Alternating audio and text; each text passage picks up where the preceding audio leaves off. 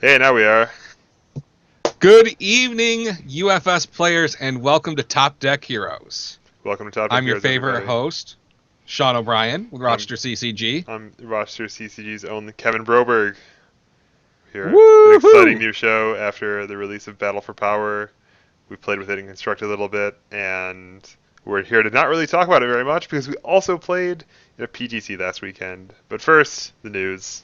The news. Okay, so there are a couple PTC cancellations over the last few days. The Abilene PTC was canceled due to a loss of venue. I believe a second PTC was canceled, but I failed to do my research in a timely manner for that, so I'm not going to talk about it. Now, as far as the date for Abilene goes, there has been some talk on the Facebook threads about replacing it with Omaha or Las Vegas for the same weekend as alternatives. Yeah, the future of that Which, PTC still seems to be very uncertain, though.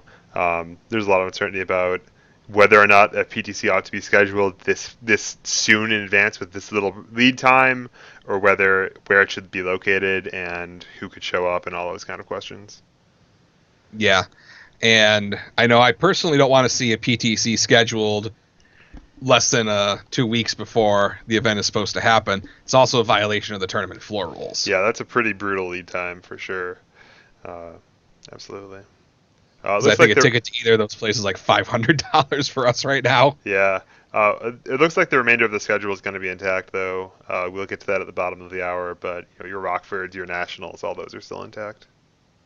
Yes. Now, I have also heard a rumor that we have a state of the game incoming.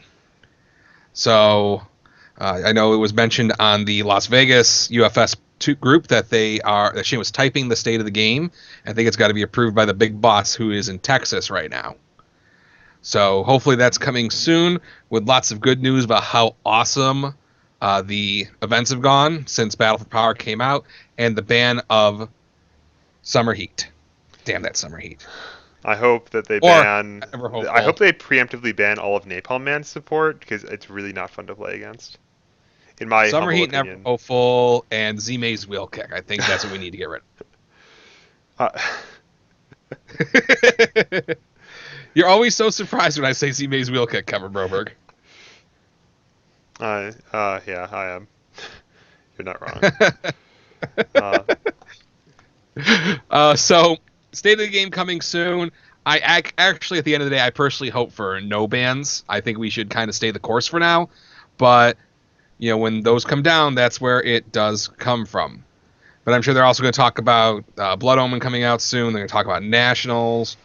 So, I'm really excited for the state of the game. We haven't had one in a hot minute. yep, I think was it last set release pretty much, or has it been even longer than I that? think it was. I think it was Oh, it was before that. I think it was. pre-Indians. Yeah.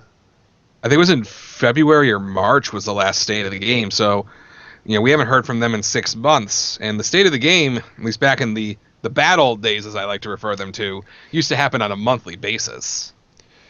Yeah, kind of like the State of the Union, but well, So next up in the news, we have a special to announce at RochesterCCG.com. For those of you out there who did not get the Mega Man and Base playmat, you get a chance to get one. We're going to be running a special while supplies last. If you buy 2 booster displays, you get a free playmat with Mega Man and Base on it. Woohoo! yeah. So So that mat that's is gorgeous, by the way, guys. I mean, I'm sure you've seen them at your local pre-releases, but you know how good that art is. It is great. This is something you should take advantage of. absolutely. So get out there, buy your boxes, and don't forget, the more you buy, the more you save. You'll see on your receipt a percentage coupon for, and it's based off of the amount of money that you've spent. All the way up to 10% is a permanent discount. So keep an eye out for that. I think that's really, really, really cool. Yeah, Rochester And so our CCG cares about you and your loyalty. well, they say, Kevin, you can't buy loyalty, but you can. So the PTC, there was a PTC we played in last weekend in Amsterdam. I'm honestly not going to talk very much about it because it wasn't really much of a PTC. About Yes. 14 people showed up. Yep. We had 14 people. Rochester, like from of Rochester area natives, brought 8. Plus, we dragged along 2 extra folks from Buffalo. It was pretty rough. We were actually reminiscing about the good old days of the New York State Circuit from several years ago, and I think the first event we ever had at that location, Professor Bond's Emporium, I actually remember I lost my first round of Swiss and then played again in the finals. This time I won my first round. I played the same person. I played against Tim Keefe. He beat me. Then I came back and beat him in the finals. This time I played against Giggles in round one, beat him, and then we played again in the finals, but we just chopped because we wanted to go home. I mean, there's with no plane ticket on the line, there's no reason not to chop. It's the same price. I do feel, not so great for folks who came a long way. Particularly, I'm talking about Scott and Yeah. Rob from Maryland, who made the 6-hour drive for a whole lot of nothing. That's one thing I think I will always disagree on, with Jasco Games and their minimum attendance policy, is if the event is scheduled with a prize, the prize should be handed out. Yeah. Because, I mean, there's no way for Scott and Rob to know, well, shucks, I probably shouldn't go to New York because there's going to be no prize. And, that possibility, I think, really, really hurts PTC attendance. Well, they shouldn't come to New York because I'll kick their ass again. Beat them both in that tournament, so y'all know what it means. Kevin Brover, you're such a jerk. But no, No, absolutely. I'm kidding, obviously. I was really glad to see them and talk tech, and we had great games. So yeah, it's really brutal but I for think them. I feel like the PTC is going to suffer here in November for Poughkeepsie. Poughkeepsie, who only sent one person to their closest PTC of the year, that was very disappointing. And I'm concerned that people are going to avoid the Poughkeepsie PTC because they're worried that they won't hit the minimum number of players. Yeah, and it becomes a self-fulfilling prophecy in a big way. Mm-hmm. So that kind of does segue us into our main topic tonight, about the Poughkeepsie Playgroup. Well, indirectly about the Poughkeepsie Playgroup, but talking about kind of like we came up with this. We were talking about what happened last weekend, and we kind of came up with this idea of the UFS economy, and just like how much people are playing the game, how invested people are in it, and how much it matters to them, and kind of not to like because we didn't want to put a super negative spin on it, but like what makes it so that a play group only sends one player to their nearest PTC? How does that happen, and kind of Mm-hmm. how can we try to stop that? So the first question I think we need to ask ourselves is, what does the local economy refer to? And I think the UFS local economy, in my opinion, Kevin Berber, you can correct me if you have a different opinion, is that the economy refers to pretty much any sort of activity, economically or business wise, that can occur within a local playgroup.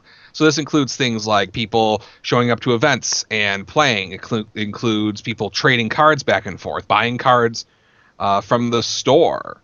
And I think that really encompasses what I would define as, dollars and cents. What is the local economy? Honestly, I think of it just a little bit broader than that. Anytime people interact with each other, I think that spending your time as well as your money, those are both things that are worth measuring and worth including in this metric. I think that even if you have a group that's a bunch of broke college kids who have $5 a month to spend on UFS and use it picking up commons on Rochester CCG, I think those people are, even if they have no prize entry, even if they don't have actually have a store, those people still count, and we can still look at them as a case study, even if they existed. I don't know if anyone. I kind of doubt that exists anywhere, but So you're saying, folks just engaging with UFS at all at the yeah, local level. spending your time or spending your money, those are both important components of it. If you spend 6 hours down at the store trading with people, that sure as hell counts. You spend a day going on a trip to a PTC, that sure as hell counts. Um, Mm-hmm. and also all the dollars you spend at your store buying booster packs, buying singles, buying sleeves to Buying put your tournament deck entry in, buying tournament sleeves. entry. Yeah, Mm-hmm. Yeah, I think that's a really good definition of the local economy. Is basically everything that goes on with UFS locally. yep, Now, I think it's important to distinguish your local economy from what I would call the UFS world economy, yes, which is things like, people creating content for UFS, traveling to nationals and worlds, your internet retailers who, I hate to say it, can hurt your local economy. They're also good for it too. And you don't think that the things that are outside of your local town, store, city kind of area. Yeah, like the global economy, hopefully we keep having a rising tide. The game keeps growing on a global scale. But when we show up in Barnes and Noble, how much does that really help? Like you and your friends down at the card shop keep growing, keep having a bigger tournaments, keep having, improving as players, keep, all that stuff. That's not, that's great for the game as a whole. It's great for your bottom line, Sean O'Brien, but it's not so great for not. It really has no impact really on what's going on the ground where the rubber hits the road, whatever metaphor. Exactly. And, healthy local economies are really, really good for the UFS world economy too. Because Oh, if there's they're healthy completely local essential. economies and people are, going to their card shop, they're excited to buy packs, they're trading with each other, they're building decks. I mean, even building decks every week contributes to the local economy. Absolutely. And if people aren't doing these things, it could lead to some bad stuff, which we're going to talk about a little later. But I'd like to go back and talk about kind of who the players in your UFS local economy are. Yep. And I boil it down to four people. Your scout or your local leader, because, the scout program is not really a thing right now. But, that person who organizes your events and gets people down to the store and, does the pairings every round and make sure, everybody, for the most part, has a good time. Your local leader. There's the store that you play at. And without the store, you don't have anywhere to go unless you're going to play in like Andrew Alexa's basement, which doesn't help. I don't think really helps the local economy. It doesn't help the global economy for sure. Well, I think it does help the economy having like if Giggles and Matt Hughes hang out all the time and build their decks at Hughes' house, and they're participating in the economy, but in a very insular way that doesn't have a lot of potential to grow. It's not like Andrew goes over there sometimes, I go over there sometimes, but we're sure as hell not demoing to anyone new at his house. Uh, Right, but if your playgroup is only playing in your friend's basement and never goes out and demos, never plays at the local store, and gets UFS local exposure, that's a red flag. I mean, Yeah. you're helping the economy, but you're not doing much for it. Yeah, well, you're I mean, participating in it. Yeah, yeah, but it's not growing. It's not healthy. It's not right. going in the right direction. So the store, the players, the people who actually show up and put their butts in the seats and go out and talk about how great UFS is and tell their friends about it, and just does that evangelizing of UFS, I guess. Or even the ones that just show up and play every now and then. Those are a major player in the economy. And then lastly, and this is going to sound contrary to what I said earlier, but I think the last major player in the local economy is Jasco Games. Yeah, I They mean are they're clearly really important to the local economy because well they set the rules for every format. They release all the cards that go into every format. They release the cards that make people want to trade for them, that make people want to build decks with them. They're the owners of the game. They're ultimately responsible for everything that goes on. That isn't just you know people going around of their own volition, whatever. right. And so all those things work together to make your UFS local economy for better or for worse. Because any of those four players, I guess I want to not players because players is a category within it, but any of these four pillars of the UFS economy can do good things or bad things. Yeah, I take a really broad view, and I think it's just kind of useful, as you say, to say, well, is this good or is this bad, and just try to isolate kind of the effect of either actions or kind of well, I guess really actions of these groups. If your store says, hey, UFS players, you have to find somewhere else to play, that's really bad for a lot of reasons for your economy. Uh, on the other hand, if all of your players say, we really love this game, we want to keep playing it all the time, well, every time they play, that's contributing to the economy a little bit, and then that can have good effects beyond just the fact that they're enjoying themselves. Right. And so, we kind of want to talk a little bit about, good things for the economy and bad things for the economy. And, I don't want to sound negative. I'm going to start with the good things for the economy because there are good things happening. I know, when it comes to UFS and Jasco games, things have, up until recently, have been kind of doom and gloom all the time. But there is a lot of good stuff happening. Yeah, New cards are coming out. Oh, go ahead, Kevin. I'm sorry. I was going to say a lot of these will kind of sound obvious. We'll say when there are new cards that come out, because we were jumping into that one. Uh, that stimulates the local economy. That makes people want to, because they're buying product. That counts. They're building new decks with the new product. That counts. They're trading with each other to finish their decks off. That counts. Obviously, this is very good for everyone. And we think that just kind of saying out loud that this is like we can look at this entity and say, well, how much do these things affect it, and try to guess that way. It helps just helps analyze things. It helps and just try to give some guidance for the four pillars of what they might want to do to help boost the game. Right. And, one of the things I want to talk about, as we go over these things, is how are these things good for the four pillars? Like new cards, that is good for everybody. The scouts happy to have new cards. They have something to go out and talk about to people. Good things that are happening. We got new cards, new licenses, really really good. For helping to get people into the economy. The store, when the store makes money, they're happy, Yep, and you and never when the make money store is faster happy, than on release day, right? no joke. No joke. So when the store is happy and they're making money, they're going to let you keep playing there. And having a place to play is really good for your economy. Yep. Players are happy because they're excited about new cards. They get to put them in their decks. Good for the economy. And And Jasco Games, I mean, that's a no-brainer. It's good for their bottom line. sometimes just for the sake of completeness, sometimes players it's a mixed bag for them because maybe they're on a limited budget. And I mean, we hear this all the time. We hear this, well, not quite all the time, but if you listen carefully to everyone, somebody's going to say this every time we talk about release dates. That one's too soon. I don't have the money after last set. And yes, for this one person, that's a negative. But for the overall economy, it's certainly a positive. It's so good for the stores. It's so good for Jasco Games, and it's so good for most of the players as long as the sets keep flowing at a reasonable clip. Um, things just keep moving. Well, what you were talking about right there, is going to make me jump ahead to something I actually just added to the list, which is Sure. a good for the economy, and that's trading. Because Yeah. I think UFS players, because of our kind of inconsistent set releases, we've kind of always been in a position where eventually you're going to acquire pretty much all the cards you need. Right. Because if you have 14 months to open Rise of the Masters, you're going to end up with pretty much everything in the set.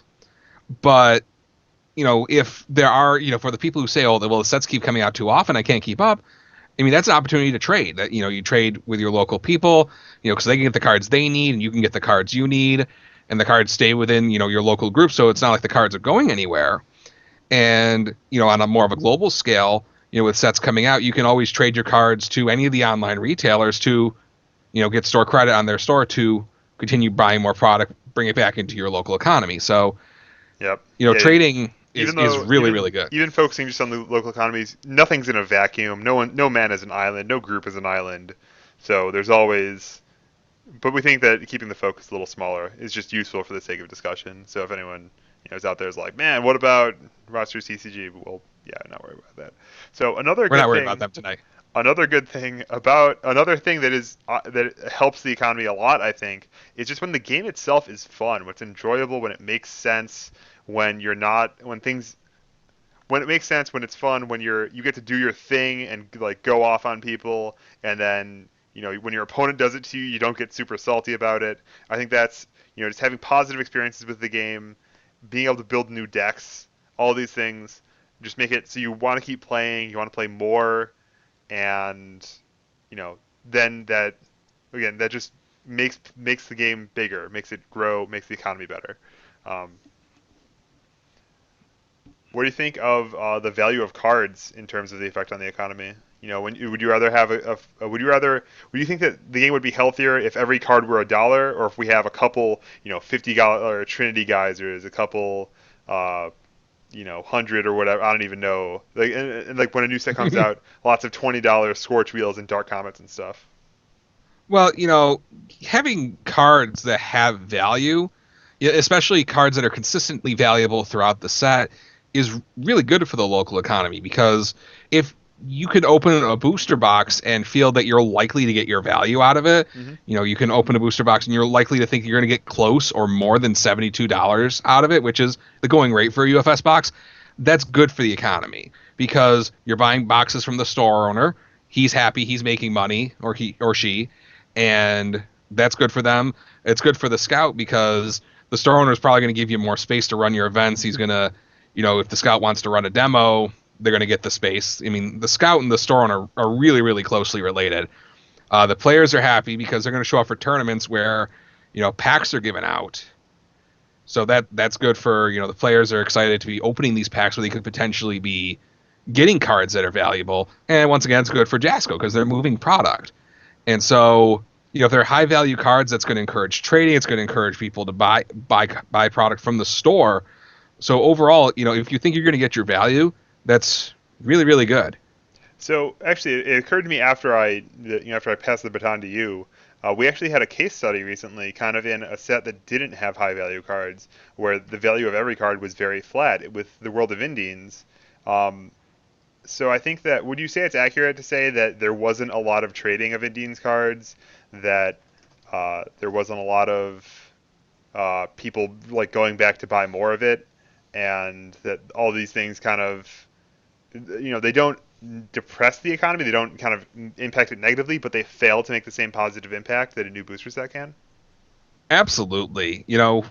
I do feel bad for some stores who ordered boxes of the World of Indies thinking it would sell like a booster set.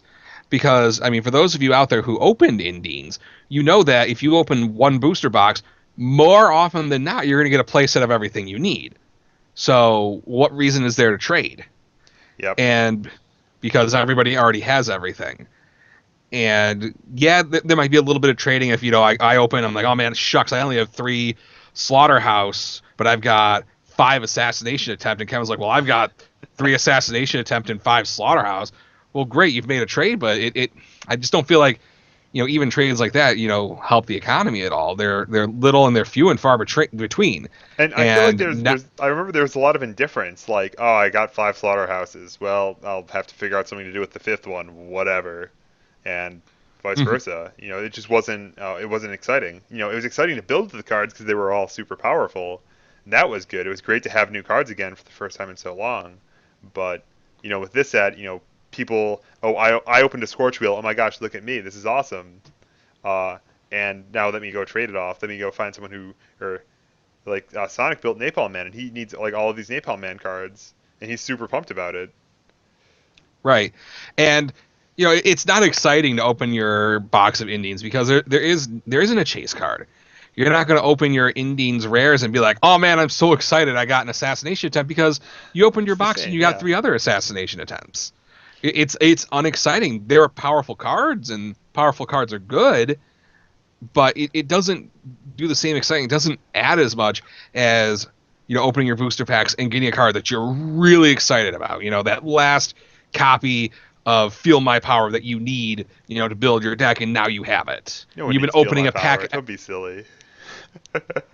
But I think the yeah, you last touched on copy of Napalm Bomb, that the last one you need, the one you've been buying like a pack every single week, and you've been playing hard in the tournament to get pack prizes, so you can get that and get really excited about it. And the World Indians didn't have that. yeah, you're absolutely right. So to step back a little bit, you mentioned powerful cards in there. Um, so obviously, people like powerful cards, right? So they like building decks of powerful cards, like trading for powerful cards. They like being able to see what these cards are going to do just by reading them without having to like sit down and be like, well, if I play this Cossack Buster in reversal with it, it'll do blah blah. Like that, no one wants to have to do like 20 minutes of math to figure out if a card is good or not. Um, is there any kind of downside to having powerful cards on like stores or scouts or anything? I mean, yes and no. I mean, powerful cards, and I think more appropriate to describe this category is exciting cards, Okay. because you Yeah, I need think you're I cards think you're that are right. Yeah, cards that get because you I mean going. cards that are too powerful, we're going to talk a little bit later about with bad things for the economy. But cards that, are powerful and they are exciting are really good for the local economy, especially when they're in booster pack form.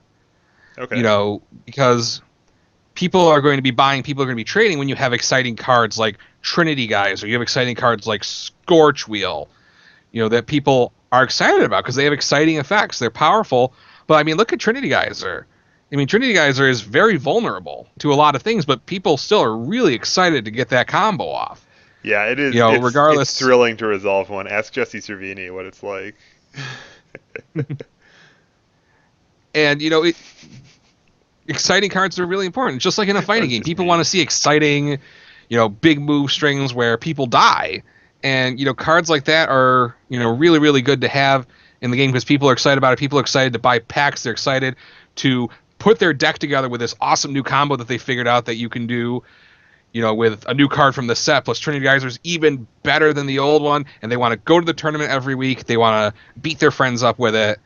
And it's just exciting cards are good all the way around. That you go to the store and you're just happy to play those cards and you want to play them. Yeah, I guess I was thinking of, we can mix it. We can mix and match this a little bit. We don't have to do all the good up front and then have none left over at the end of the show and just be like 20 minutes of doom and gloom. So what I was kind of thinking of, is that, there's a saying that the what makes something a poison, there's a smooth way to say it, but what makes something poisonous isn't the what it is, it's the dosage. You can have just a tiny bit of mercury and it won't hurt you that much. But if you have very much of it, you die very quickly. You can drink too much water and die, as you love to remind me. Eventually, water becomes poisonous to the human body, and eventually, if you push your exciting cards too far, then it can start to hurt the economy. If I show up every week with my 4x Trinity geysers, and let's say you're a bunch of newer players who don't know UFS Ultra like the back of their hand, they don't know that you can use Caught Red-Handed or Kapoken Training or Revoke or to counter Trinity Geyser, and you just know all you know of UFS is just getting geysered every game. That exciting For card has gone eternity. too far, and now it's And hurting the now economy. it's a negative play experience. And, I've seen here in Rochester, back in what I refer to as the bad old days, where, the format was so negative, people just stopped coming to tournament. Yep. People were just so sick of, I remember there was one combo deck that, played infinite multiple copies, and there's nothing you could do about it. And I know there are people who just wouldn't show up because that deck was legal. Yeah.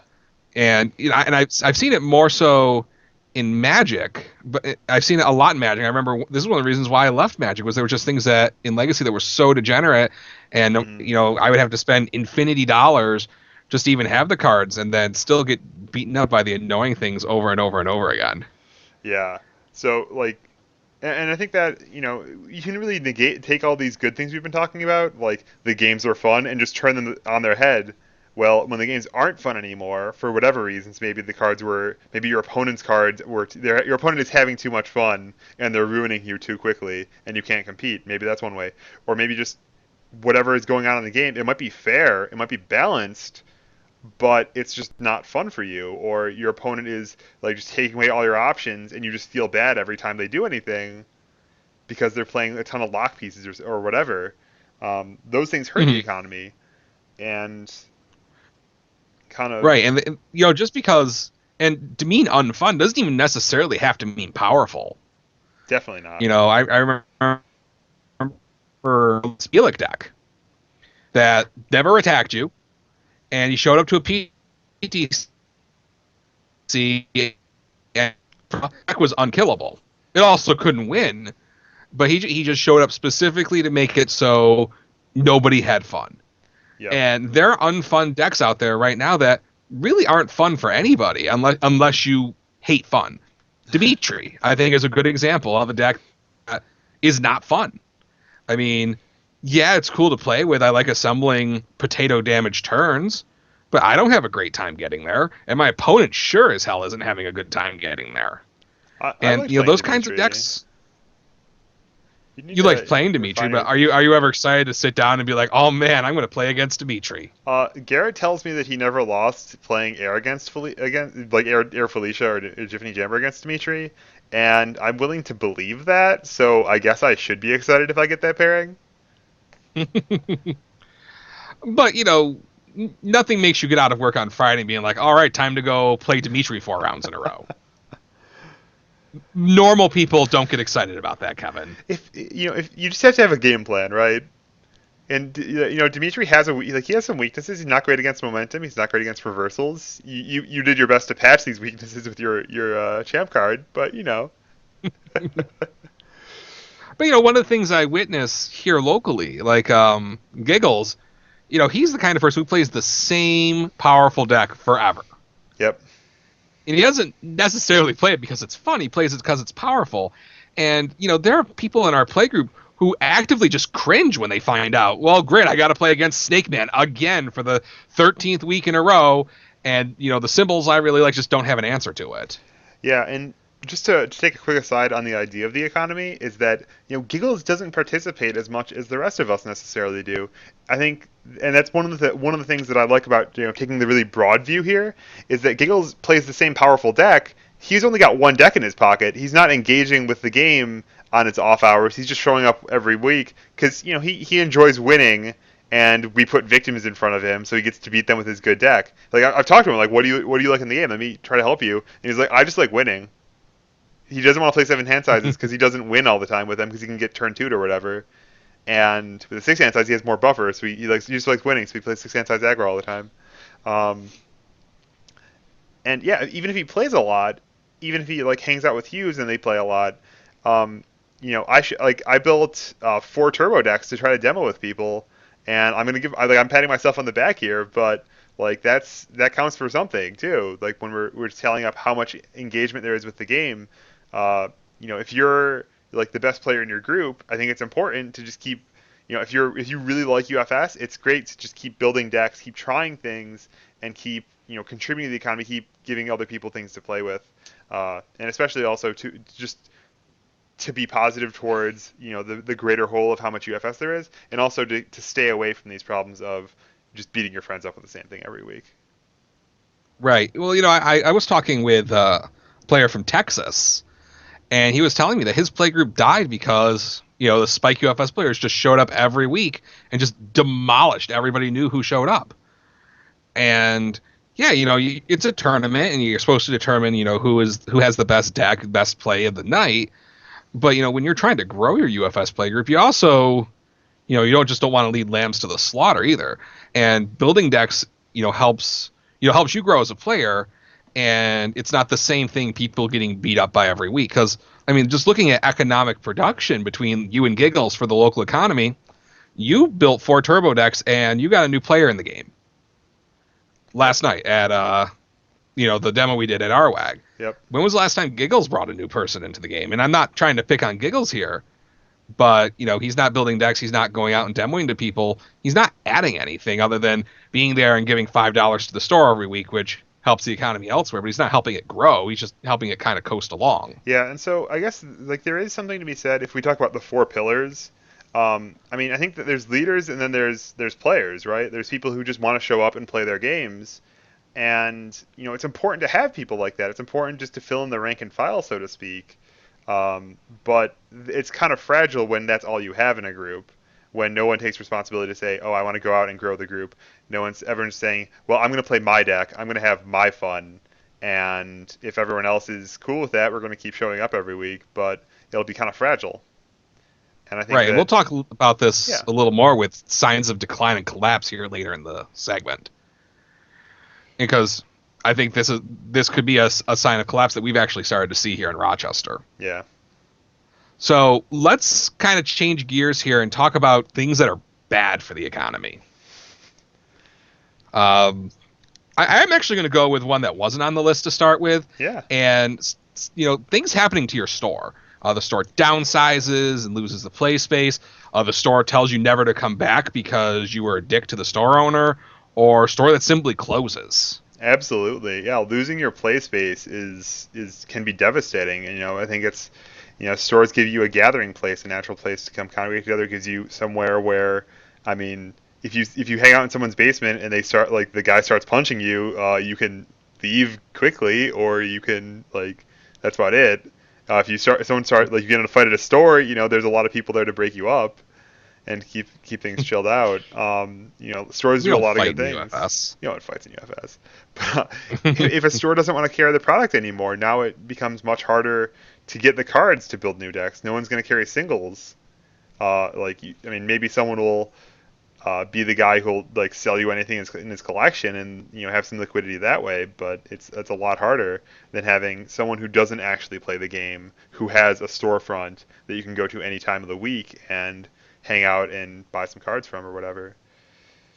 Yeah, and I think losing your space can be one of the most devastating things to the local economy. I'm gonna pick on Poughkeepsie here a little bit, and they lost one of their stores. Their store alternatives downsized, and they don't really have a play space anymore. And that was one of the stores they played at almost every single week.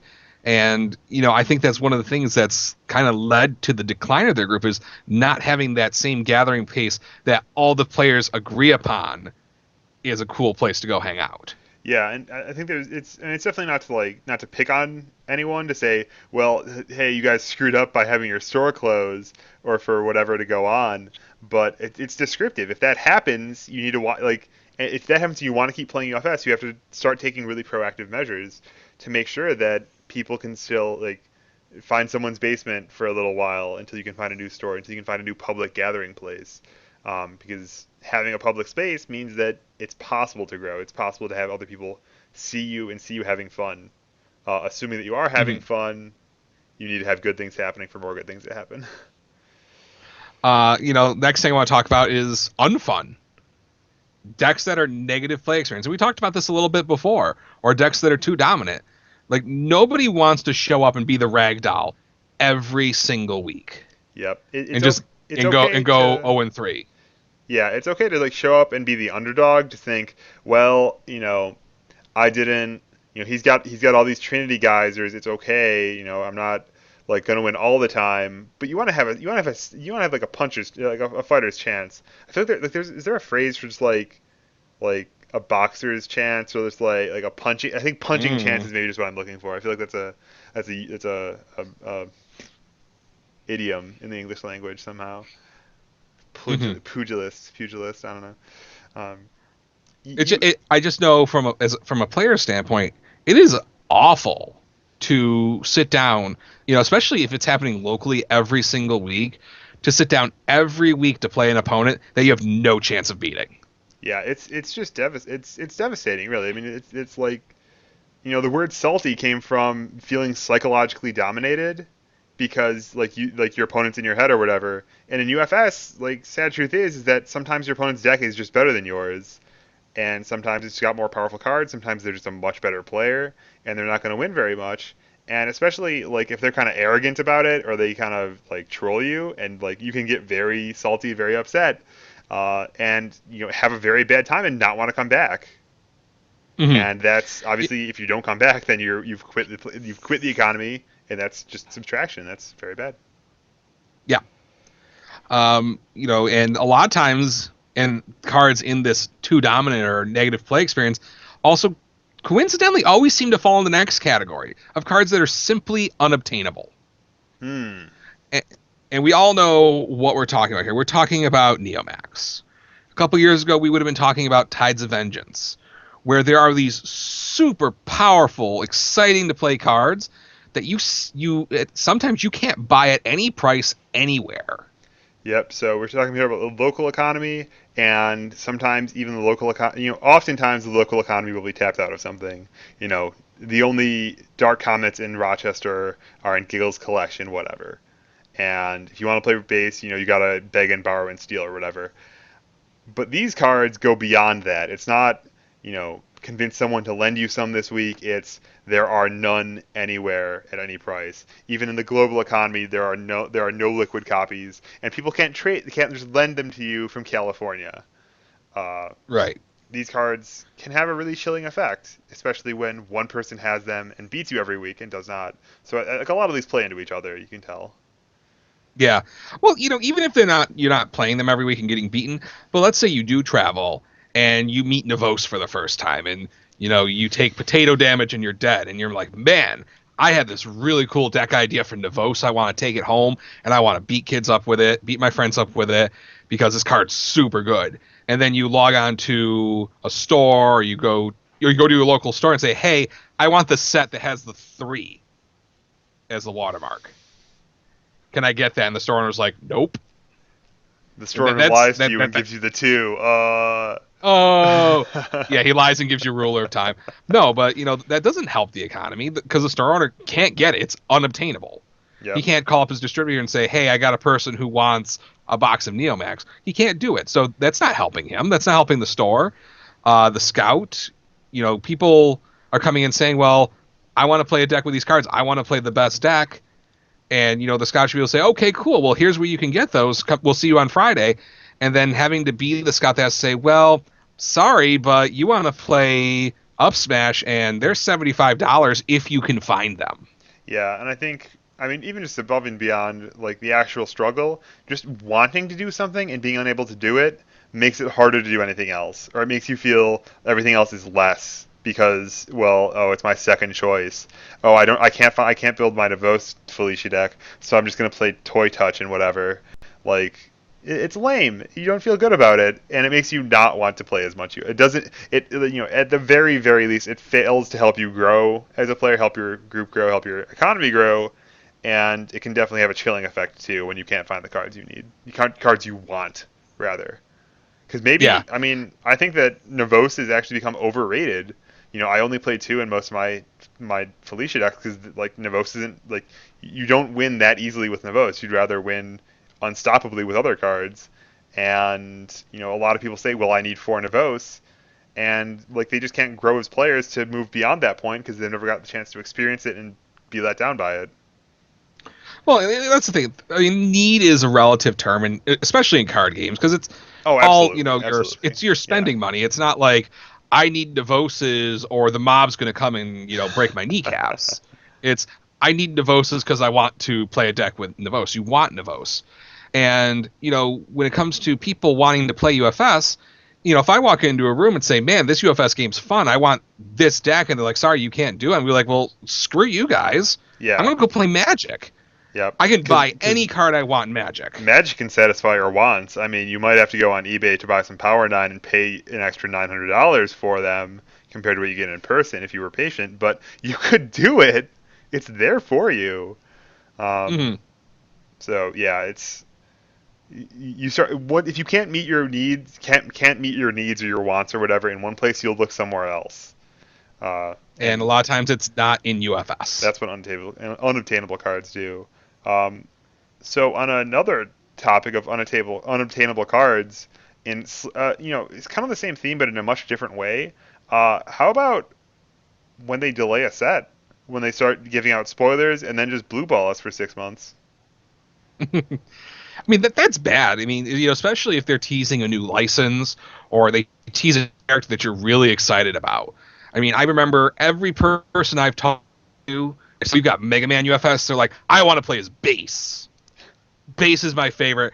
Base is badass. I want to play as Base." And then you're like, "Oh well, cool. Maybe there's a new set coming out. This we would have been talking like back last July. Like, oh, there's gonna be a new set coming out in a few months. Maybe Base will be in it." And they're like, "Well, I'll buy some cards and get in." And then Base doesn't come out for 14 months. Yeah, That's going to drive people away because they play people have their pet things in UFS, and if they can't get their pet thing in a time that they feel is appropriate, they're just going to walk away. They're not permanently invested in the game. Not like the old school people like us. yeah, and I think you mentioned people who just walk away, and kind of, I think there's a lot of like it's best to strike while the iron is hot. So if you tell someone Mortal Kombat is in UFS, here's a Scorpion character card. Wow, that's awesome. I want to go play that game. And I know I've talked to people at Millennium at our store who will still tell me like I'm sitting there playing the game and they're like, "Oh, that looks cool. It looks like you're having fun. I'll come hang out when Mortal Kombat comes out." And if I'd never told him about Scorpion, maybe he would have come over and played with us but Hmm. he knows what he's waiting for, and now he's going to wait until it finally happens, however far out in the future. And if I was able to say, hey, you can buy a Scorpion deck right now, he would have in an instant we'd have had a new player.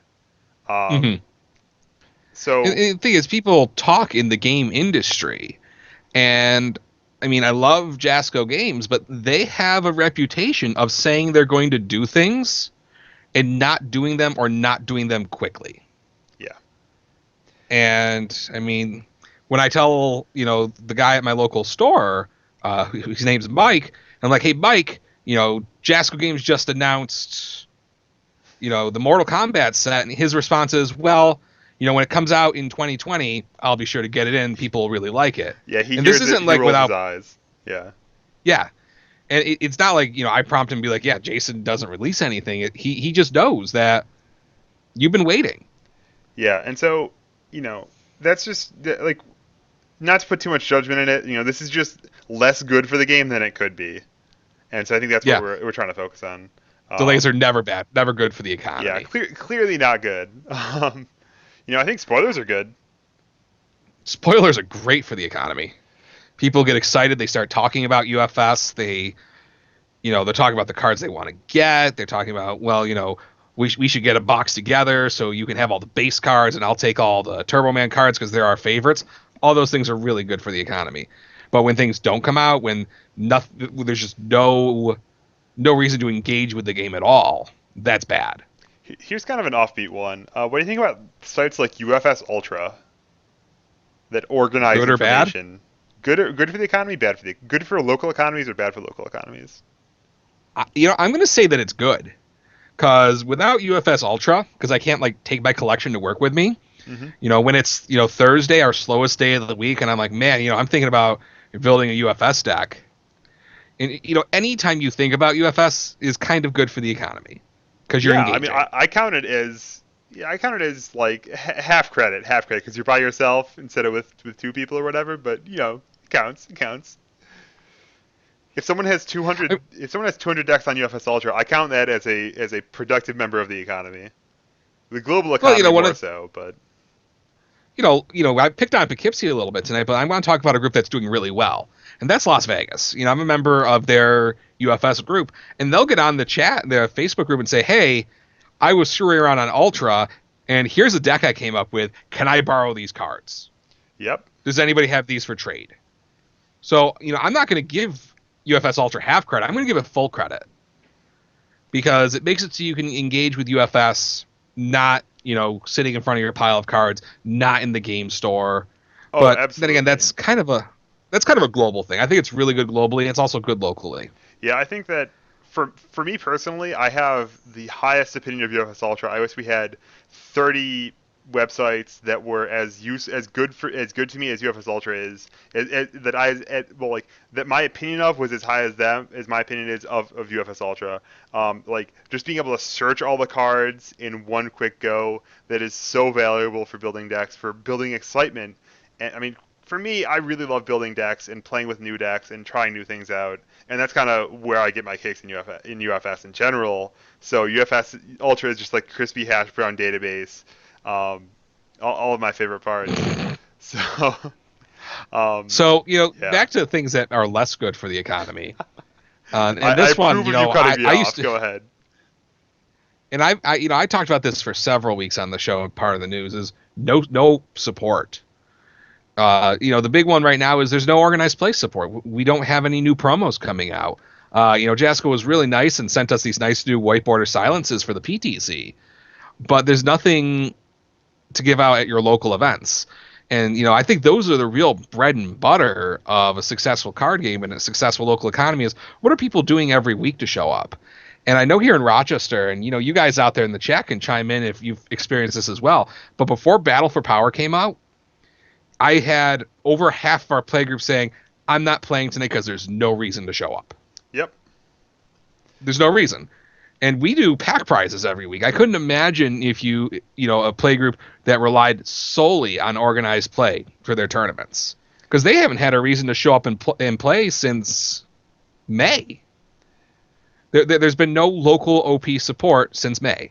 I mean, And so once the old support dried up, and if that's the only reason to show up to the tournament, the only thing you do besides play UFS is get those cards, and for a lot of people, that's the reason to show up. They don't have a reason to show up. They're not going to engage. so I really look at this kind of completely the opposite way. I think that, in the absence of anything else, um, there's kind of a friction force that just slows things down. If nothing else happens in UFS, people are going to gradually drift away. They're not going to play as much. They're not going to build new decks. I mean, why would you build new decks? Nothing's changing. You've already got your decks, so that's one place that's not growing. There's people just aren't don't like they've already played every matchup, and they think they've mastered every matchup. There's no room to grow, so things just naturally slow down, and Mm-hmm. you know if you have go long enough with no new releases and no new prize support, new promos, yeah, there's no reason to show up. And I think that's really a product though of just the natural progression of things. And I think that it's a very good thing for the economy when there are free promos handed out that are new cards that people need to play in tournaments so they can build a new deck with the new cards. It gives the Mm-hmm. people a reason to show up, and then it also people need to like, let's say I'm Giggles and I have my Snake Man deck and I win a weekly and I win a copy of Sputter Suplex. That's going straight in the trade binder, and that's good for the economy too.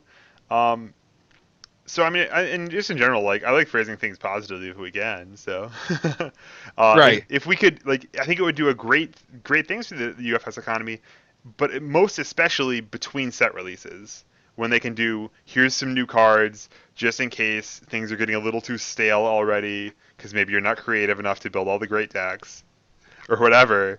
No, that was kind of judgmental. I'm sorry. Um,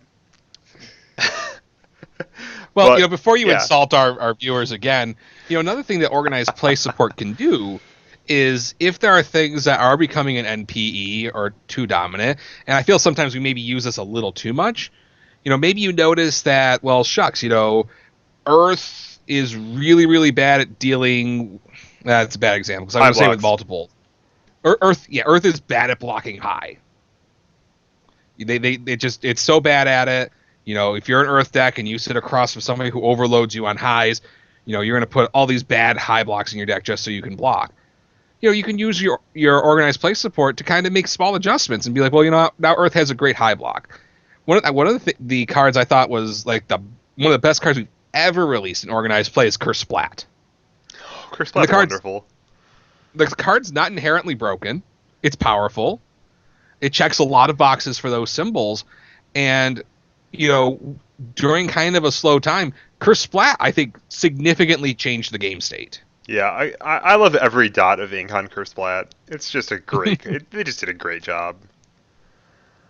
So I mean that's a place where organized your OP support is really really good. It's really helpful for the economy because people are excited. People were like, man, this new card's great. I want to build 3 new decks with it.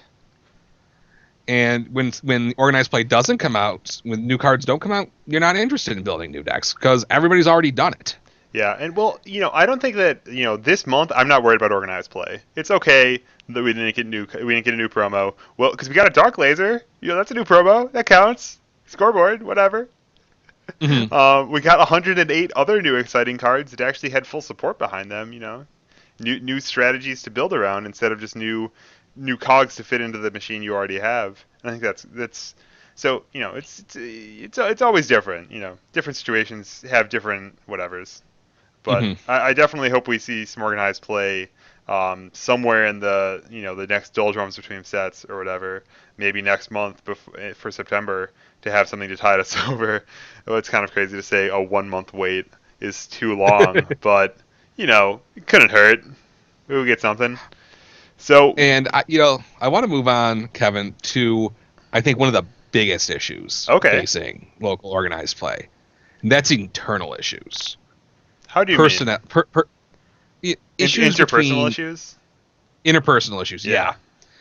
Yeah, I'm going to pick on Poughkeepsie again because I mean they're kind of the poster child for for this thing specifically. They have a great scout. They have 2 great scouts, right? hmm And those 2 people, one especially, and Jack, if you're out there, I'm talking about you. He will do anything to make sure people are playing UFS. Yep. And he's like the mega scout. And sometimes he's faced a lot of interpersonal issues where people in his playgroup just don't get along.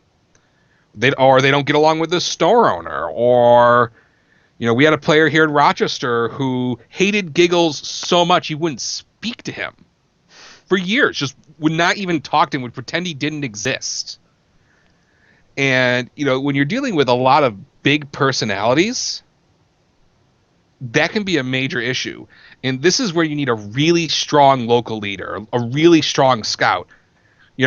Sometimes you have to keep the peace. Sometimes you have to be there to make sure a brawl doesn't break out. And when these interpersonal issues get to be too much, people are going to say, well, this guy makes me really uncomfortable. He's always angry and yelling at the other players. I don't think I'm going to show up every week anymore. Yeah. He when I play games against him, he's so miserable I don't have fun.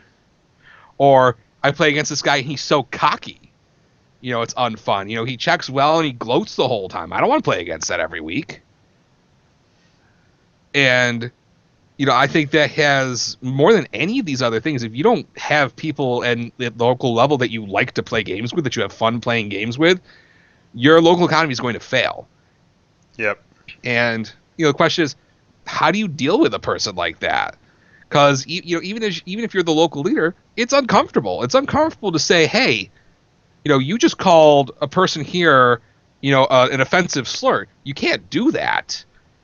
And if the scout has a real good relationship with the store, that's really good. Because somebody in the store is gonna be like, you can't say that. Don't do that again. Yeah. But if you're uncomfortable socially, it's hard to say to someone that's not appropriate. Yeah. No. I mean, I think that ultimately UFS is a social game, and so there are social problems. There are just you have to interact with people who might not be having just might not be good people. They might not be having a good day, and whatever. And hopefully, I mean, a lot of people might. I mean, you can come to play card games to escape from your normal problems, and it really sucks when problems show up there at your game store instead. Mm-hmm. And I mean, there's no one size fits all for the solution for this. Obviously, I mean, every case is different. But it can obviously have a really bad effect on your economy if it's just a really toxic person or whatever is going on. Mm-hmm. And there isn't, a clear-cut solution to this. Because, UFS, we want to include everybody. And, sometimes everybody are people you don't like. I mean, there are players out there that I don't like. And, but it's important, to have a leader strong enough to, make sure that that everyone's being, civil. Yep. That, if you do get paired against somebody you don't like, you play UFS and maybe you still have a good time. Maybe you beat him. It's like, haha, I hate this asshole. I beat him. Good for me. But you can't let it get to be so bad where it's like, this person's so horrible, I just don't even want to show up. I don't even want to take a chance of having to play this person. Yeah, so if you're watching this show, you're obviously one of the good people in the community. You can have some class and maturity. You can raise the level of discourse. You can make friends with everybody and help keep this from being a problem, help everyone else out. When these kind of problems do flare up, just be patient until it's not appropriate to be patient anymore, and then do what you got to do. I don't know, whatever. We are coming close to the end of the hour, so I want to move on to our big next bullet point on here. Signs of decline or collapse. Yes, this is. I feel like you're the person to know about this because you have a lot more. I don't know. I feel like you have more insight into this, so have at it. So when too many bad things happen, people aren't going to show up. People don't want to engage in UFS, and the ultimate worst case scenario is your local economy dies. Yep, no one buys packs. Zero no one's trading. UFS happening. Yep. No one's playing UFS. There's just zero UFS happening in your community. And some signs that, may indicate that you're heading towards this, could include, and not all these things are things you can do things about, because sometimes this happens. People move away. If you're playing, you have 4 people in your store and 2 people get jobs elsewhere. Yep. I mean, that's a sign that your economy is going to collapse. And you got to see these things and be ready to do something about it. If your attendance numbers are dropping, that's where it's time for the store and your scout to step in and find new people to come play UFS. Get people excited to come and play. Try to get people who used to play but don't play so much anymore. Encourage them to come out and have a good time and play UFS and have fun like you always used to. I mean, that's really what the store and the scout are supposed to do. That's what needs to happen. And as there are fewer and fewer people showing up, fewer and fewer people interacting where they're not buying cards, fewer and fewer people doing any of these UFS economic activities, that's a sign that the game is dying. Yep. Well, not the game is dying, but your local playgroup is dying. Yeah, pretty much. I mean, I think yeah, obviously a lot of the bad things chain into each other. If you have unobtainable cards, that leads to a dominant deck. That dominant deck leads to people quitting. People quitting is its own whole issue. Or it leads to people like chafing at each other and getting into arguments all the time. And yeah, so and once you start falling down that path, or you can have a big catastrophic event like the store completely closed, or a bunch of people moved away and we don't have any players anymore. Um, it can just be all over at that point. And even once your like what we're calling your UFS economy dies, that doesn't mean that everyone wants it to be dead. You can still have the desire at that point, and then try to kickstart it back to life somewhere. And I mean, you have to go from 0 to at least 2 people playing to have it really count as because we're saying the economy is the social interaction, sort of. Mm-hmm. But you really want to if you want to be durable and lasting, to go back from that collapse, you bring it back from 0. You really want to get together a group of people again, and Mm-hmm. I don't know. I can't remember where I was going. And the thing is, no, and I don't want to sound all scary like, this is the 60s and the Soviets are going to bomb us, but no local economy is completely safe. Because overall, our main demographic in UFS are males 18 to 30. Yep. And, I'm not trying to insult anybody out there who doesn't fall into that, any older people or ladies or not ladies who aren't male. You know what I'm getting at. But those people do eventually leave that demographic. People do get older, they start having families, and all of a sudden they have kids only when there's Gen Con. They don't show up to Gen Con anymore, Drew Maffei. And, part of that... I think he has kids all year, but... I feel like he's had 2 kids during Gen Con. During Gen Con, yeah. Something about that 3 months after Gen Con, though, man. It's always a slow time in UFS. No new sets come out. You got to figure out something else to do. But this is where the scout and the store are so important. Is you always got to be thinking about finding new players to backfill those people who are going to leave, because people aren't necessarily always going to leave because they hate UFS. Not at all. No. Because a lot of people, most people I know, leave because all of a sudden they used to have Fridays off and now they don't. Yep. And your store only plays UFS on Fridays, so they're out of the economy. You have somebody who plays UFS and he gets a job offer in a city that doesn't play UFS and he's gone. That person's out of the economy. And so you've always got to be kind of looking for people to add to it. Growth is really good. Maintaining is all right. And if you're just maintaining and something bad happens, some of these bad things, there's delays, people's favorite character gets banned, they don't want to play anymore, then all of a sudden you see your group start going down. And that there is, I think, something we've really fallen into here in Rochester. Yep. Because we're kind of coasting along. But I remember we had a player named Brian who showed up to UFS every week, and then they banned Truong. And he stopped playing UFS. Truong was his favorite character. Yep. I know for a while Sonic didn't play after they nerfed the Angels. And I think that was a combination of, other things too. But if these things line up, somebody could potentially not want to play UFS. So, you should always be looking for the next player if you're a scout or a store owner. Yep. I think it's just growth is incredibly good for the economy because, the economy only gets bigger when it grows. It's kind of obvious, but it's the best thing. You can have your players get more invested, or you can have more players, and the new players can get much more invested than the old players who are already 70th percentile investment, and you can go from 0 to 100 and have the biggest gains of all. And plus, the new players they can fuel their own growth. If they get really passionate about it, you can find that person who'll be a new leader of the community and really do great things. And I really think that, yeah, it's kind of as you're saying, I think it's fragile when you're not growing, when you're just maintaining, that anything that can go wrong is going to go wrong eventually. And if you're just, staying level for a really long time, it's not a recipe for kind of success. No, I mean, I'm going to pick on Amsterdam right now. They had a four-player play group, and they had four, I think, dedicated players Yep. who showed up pretty much every week to play UFS. And one of them got a job as a truck driver. You can't show up every week when you're driving a truck. Yep. And I mean, as soon as he left, it seemed like that's when their group started to decline. And I think Amsterdam is very much alive, and I'm only picking on them because I was there this weekend. I saw them, and I know a lot of these bad things happened, and it hurt them. A lot of these bad things happened in Poughkeepsie, and it hurt them. And I only talk about them, and I've talked about us a bit too, because I'm familiar with them. Because I know there are a lot of playgroups elsewhere that have died, just Yeah. straight up died. Down in Tennessee, where Joe Tennell played, his playgroup straight up died for a lot of these things. There were bans, delays, and people just didn't want to play no more.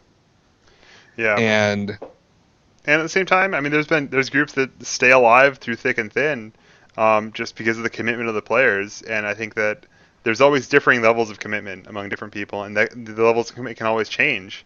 I mean, mhm. I quit after say after Fantasy Flight dropped the game, but I did you guys like play continuously from that like through Pretty the Dark much. I Knight?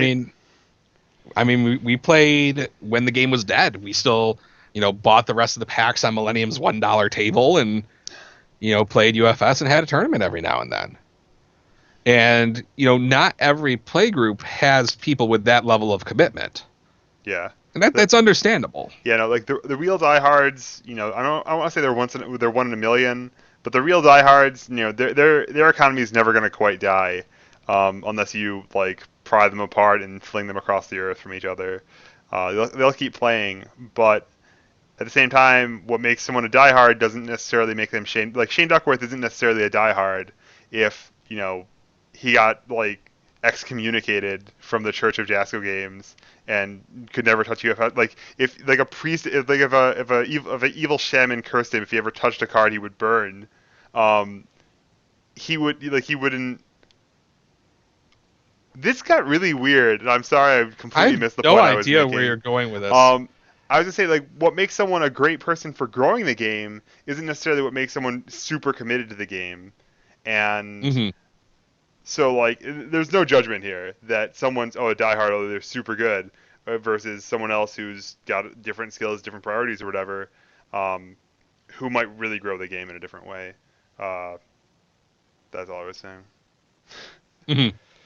And so, when it comes to keeping the local play group alive, and I'm going to talk a little bit, before we move on to the top five, because we are running over at this point, Oh yeah. is if you're out there and you play UFS at your local store and, there's already a leader, that doesn't mean you can't be a leader too. UFS needs more leaders.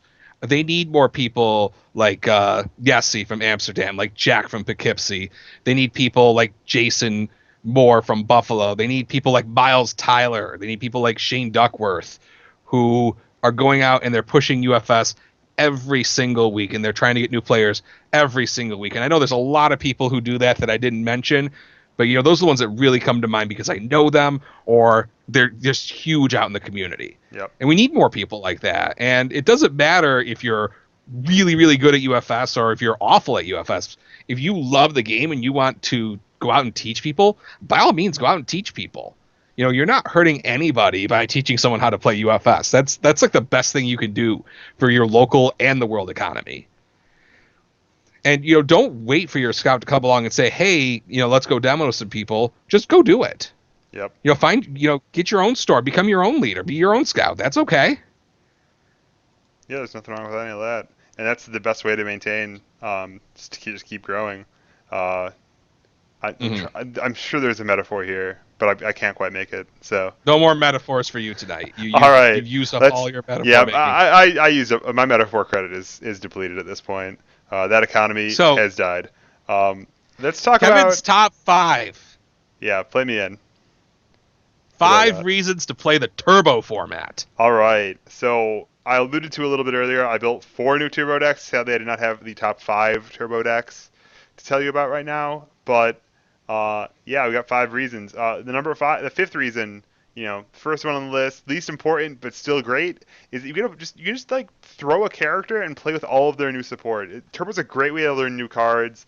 It's kind of a I don't want to say a low effort way, but it's kind of a lower barrier. Well, it's a lower barrier to entry to build the new turbo deck, and the lowest barrier to entry of all is just saying 4 all the new cards and shipping it and just playing some games with that, and you get to really experience what Jessica Games wanted you to experience. You get to experience kind of the joy of playing your favorite character or whatever, and getting to that have that all together at once.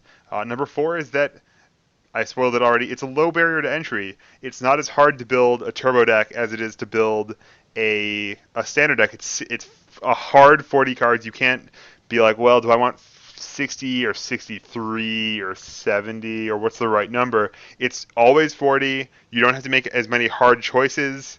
Let's say you start your deck off. That there's let's say I'm playing 4 Artifice Avarice. I'm playing 4 of this, 4 of that.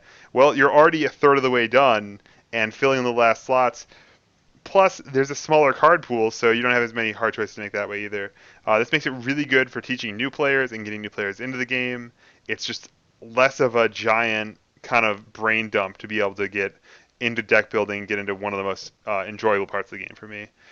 Number And 3, before you go to 3, I do want to say something. yeah, Low barrier to entry also means that there aren't as many unobtainable cards in the format. that's a good You cannot point. play any Neomax cards in Turbo, so pretty much all the cards that you want to play in Turbo are available, and the prices on them aren't that outrageous. You can obtain any card in the Turbo format. That's an excellent point. Yeah, you can even like if you are a super committed gamer, you can own the entire turbo format for relatively little. I mean, and there's plenty of things to do within it, and so you'll have a lot of options at that point.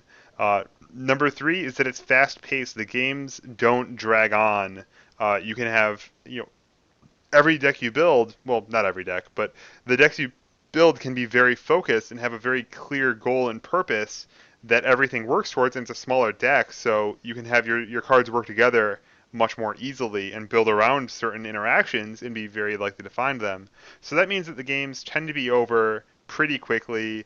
We're About like 20 minutes. we're like 2 cruise missiles crossing in flight. It's not gonna we're not gonna like play footsie for 45 minutes. We're gonna blow up, okay?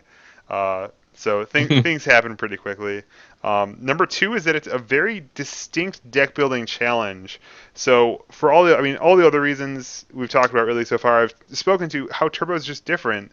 Um, I think that having this new restriction of hard 40 cards, of playing against Turbo decks, of having to deal with the Turbo Mulligan, knowing that you won't always win the die roll, and you want to maximize what you can do with that partial Paris Mulligan going second. Uh, Even just being able to maximize your first mulligan too, going first, maximizing play versus draw in a 1 game set in tournament turbo anyway. It really changes a lot of card evaluations, changes a lot of kind of the meaning of a lot of the things in the game. So it's a really different and enjoyable. Like just building I built 4. I mean, they were really demo decks. It was Pauper. It was a different challenge for myself, but it was really fun once I found things that I liked with it, even though I cheated a lot. They weren't real turbo decks. And then the number 1 reason is just that it's new. It's it's a different way to play the game, and it's fun. I mean, really, just, it's new. Like that's all there is. Is that it's a different format, and there's so many things that flow out of that. But it's just a new green field to explore. You don't have to worry about like Nivos, Ryujin Kyaku, old like Felicia deck. There aren't even a lot of deck lists on the internet. It's just a green field to explore. And if you don't like exploring new things, then why are you even playing this game? Come on, man, it's great. So yeah, that's the 5 reasons to play Turbo. Playing a character, a lower barrier to entry, fast-paced games, a new challenge, and just a new game to play. Really. All right, let's wrap this up with upcoming events. The Warren PTC is currently our next scheduled event, September 24th, 25th at Eternal Games in Warren, Michigan. I believe Matt McDaniel is hosting that event with some help from Slam and Company. Please get out to that event. Please get to any PTC you can. It's good for the local economy. Santa Clara PTC, October 8th to 9th at Game Castle in Santa Clara, California. U.S. Nationals at the Holiday Inn in Atlanta, Georgia, October 14th to 16th. If you're in the area and you can come play UFS. Even if you go like 0-6, just getting to see new cards, new deck ideas. I mean, it's the first huge major since the new set came out. So that's going to be a real exciting event. New Orleans PTC, October 29th to 30th at Gopher Games in New Orleans, Louisiana. Rockford PTC, November 5th to 6th at Top Cut Comics in Rockford, Illinois. The Poughkeepsie PTC, November 19th to 20th at Champion Card Collector. All of you had better be there. Yeah, for real this time. Come on. It's going to be fun. And those Poughkeepsie people have no reason not to be there. It's right in their town. Slackers. And then the last event on the docket for this year is the Riverside PTC, December 3rd and 4th at GMI Games in Riverside, California. So if you are near these places and you can make it to the PTC Go, I can tell you one thing after Amsterdam, Jasco is making the prize support is worth going for. All right. I feel like I got $25 worth, and I scooped a Sonic in the last round so he could play an elimination instead of me, and I was still pretty happy. Packs of the new set, promos that have been kind of hard to come by. There's Scorpion, Summer Heat in there, with the white border, silences. So it's really worth your time to go to a PTC if you can. Absolutely. I mean, I got tied first place. I'm happy with what I walked away with, even though, not losing a match, not tying a match all weekend, it would have been nice to walk with a plane ticket. I'm pretty happy anyway. Can't be sad with the booster box. No, and the top 8 support was also, really, really good. So if you can go, please go. It's good for the economy. And I think with that, we'll call it a night. We'll see everybody next Wednesday for another episode of Top Deck Heroes. Good night. All right, good night, everyone. We are off air, I think. Wait.